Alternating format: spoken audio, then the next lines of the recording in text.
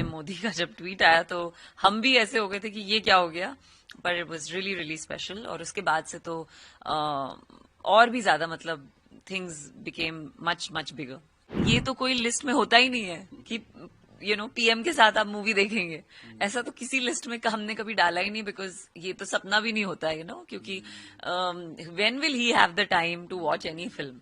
So this was an unbelievable, I think a big big blessing. बहुत बड़ी चीज थी ये जो हुई। उनसे बात करके ये जरूर समझ में आया कि वो इंडिया के लिए उनका प्रेम और इंडिया के लिए उनका जो इमोशंस हैं वो बहुत बहुत डीप हैं। और he carries India in his heart. शुरुआत में जब हम इन मीडिया राउंड्स भी कर रहे थे और इंटरव्यूज हो रहे थे तो हाँ थोड़ा सा देखिए लोगों के मन में सवाल तो होंगे, सो दैट्स ओके। कंट्रोवर्सी नहीं थी वो मुझे लगता है एक सवाल थे कि, और आजकल क्या होता है कि हम सबके फोन में हमारे जेब में ओपिनियन बॉक्स है तो हम सब फोन उठा के टा टा टा टा, क्या ओपिनियन है सब दे सकते हैं। सो इट्स ओके, बट हमें पता था हम इंटरव्यूज में भी मूवी रिलीज होने से पहले यही बोल रहे थे कि आप फिल्म देखिए, आपके जितने भी सवाल हैं वो सारे सवालों के जवाब आपको मिलेंगे फिल्म में। और हमने वो सारे सवाल उनको आंसर किया है। और बहुत बैलेंस्ड फिल्म है, किसी भी एक पक्ष की तरफ नहीं है फिल्म। तो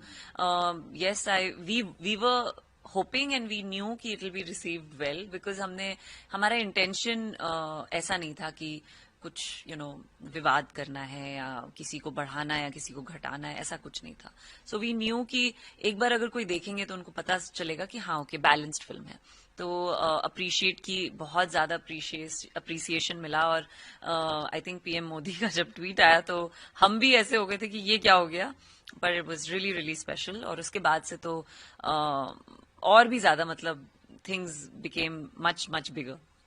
तो पीएम ने भी मूवी देखी, आप भी साथ थे, तो वो किस तरह का एक्सपीरियंस था? उन्होंने भी देखा मूवीज? इट वॉज वेरी मतलब बहुत ही अनबिलीवेबल एक्सपीरियंस था। बिल्कुल शब्द ही नहीं है मेरे पास कि वो मोमेंट कैसा था। किसी ने मुझे पूछा ऐसे कि अरे ये तो बकेट लिस्ट पे टिक मार्क हो गया। आई सेड ये तो कोई लिस्ट में होता ही नहीं है कि पीएम के साथ आप मूवी देखेंगे, ऐसा तो किसी लिस्ट में हमने कभी डाला ही नहीं, बिकॉज ये तो सपना भी नहीं होता है क्योंकि when will he have the time to watch any film.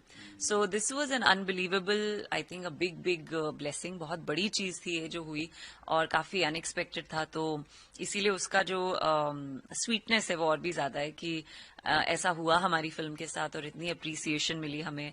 मतलब जब वो मूवी दिखाई गई थी और हम पार्लियामेंट में उस ऑडिटोरियम में थे, मैं तो रो पड़ी थी, बिकॉज मूवी शुरू हुई थी तो I saw the national anthem. और मुझे बचपन से मैं दिल्ली में जब रही थी तो हमें लेके जाते थे पार्लियामेंट, कभी कभी पार्लियामेंट दिखाते थे। और तब यही, आपको क्यों लेके जाते थे पार्लियामेंट? यही कि अपनी कंट्री पे गर्व करो और अपनी कंट्री के लिए कुछ करो and see the this building and see the parliament. तो जब इस बार मैं गई अपनी मूवी के साथ तो मैं बहुत भावुक हो गई थी कि जब बचपन में आते थे तो यही सोचते थे कि कुछ करेंगे कंट्री के लिए, लेकिन आज अपनी मूवी लेके मैं आ रही हूँ और पीएम मोदी देख रहे हैं, पूरा कैबिनेट देख रहे हैं, सारी मिनिस्टर्स देख रहे हैं। It was a very powerful auditorium. हम लोग यही बोल रहे थे कि इस मोमेंट पे ये ऑडिटोरियम बहुत पावरफुल है।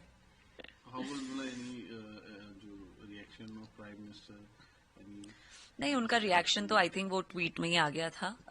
इतना उन्होंने मतलब, और बाकी आई थिंक रिएक्शन एक्शंस जो थे वही रिएक्शन थे। उन्होंने ऐसा कुछ खास और मतलब बोला नहीं, लेकिन द फैक्ट दैट उन्होंने टाइम दिया और हमसे फिर वो मिले भी और काफी बात की। उनसे बात करके ये जरूर समझ में आया कि वो इंडिया के लिए उनका प्रेम और इंडिया के लिए उनका जो इमोशंस हैं वो बहुत बहुत डीप हैं। और he carries India in his heart. वो देख के और उनके साथ एक रूम में रह के उनकी बातें सुन के ये जरूर समझ में आया।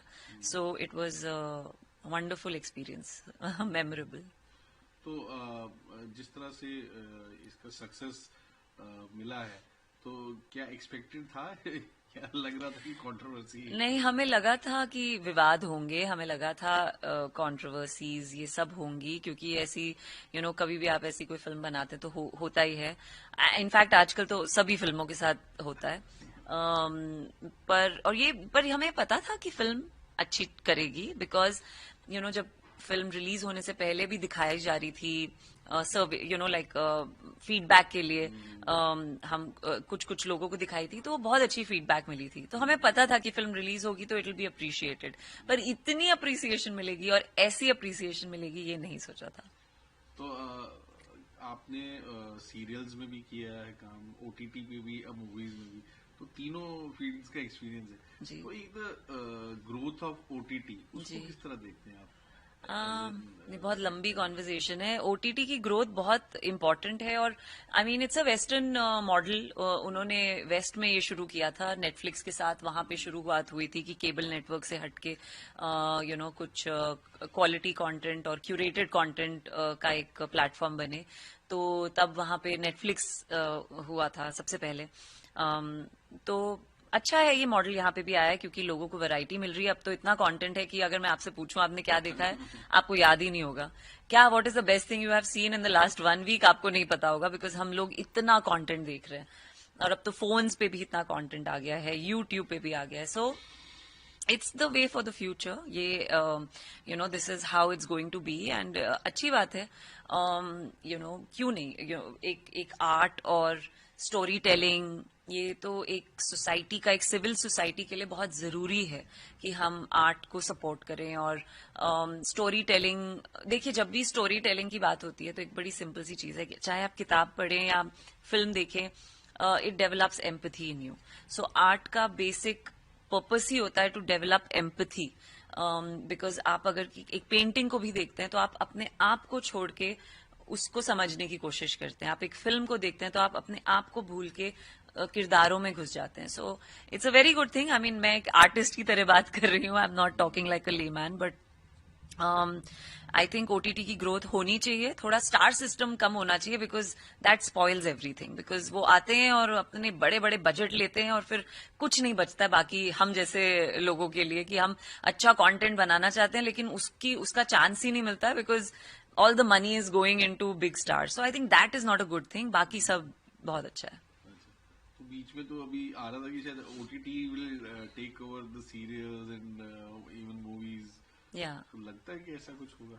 देखिए फिल्म की अपनी जगह है, ये जरूर हो रहा है, वो हम सबको पता ही है कि एक पर्टिकुलर टाइप की फिल्में सिनेमा में चलेंगी। जो सिनेमैटिक एक्सपीरियंस वाली फिल्में हैं वो ही चलेंगी।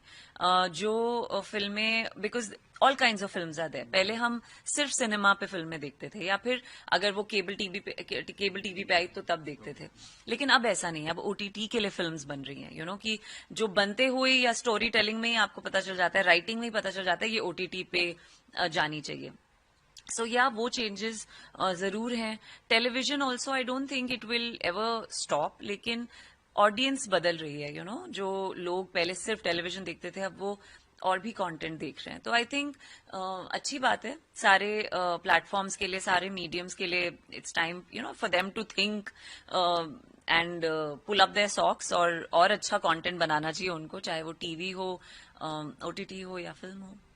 तो आपका पर्सनली आगे अब क्या है? साबरमती रिपोर्ट के बाद कितनी फिल्में और आ रही हैं ओटीटी पे हो रहा है? जी एक फिल्म आएगी ओटीटी पे, मैं अभी बात नहीं कर सकती, और एक वेब शो भी है। दोनों के बारे में बात नहीं कर सकती। आजकल ये नई चीज है, आप हमसे कॉन्ट्रैक्ट में लिखा लिया जाता है कि you can't talk about it till it's out and all of that. बड़ी प्रॉब्लम हो जाती है, आप एक फोटो भी नहीं डाल सकते हैं अब। तो मैं नहीं कर सकती हूँ बात, लेकिन है कुछ काम जो मैं शूट कर चुकी हूँ, तो इस साल रिलीज होगा। And hopefully yes, and hopefully something in the south this year, but let's see, fingers crossed. Not moving, but किसी मीडियम को छोड़ना क्यों, हॉलीवुड भी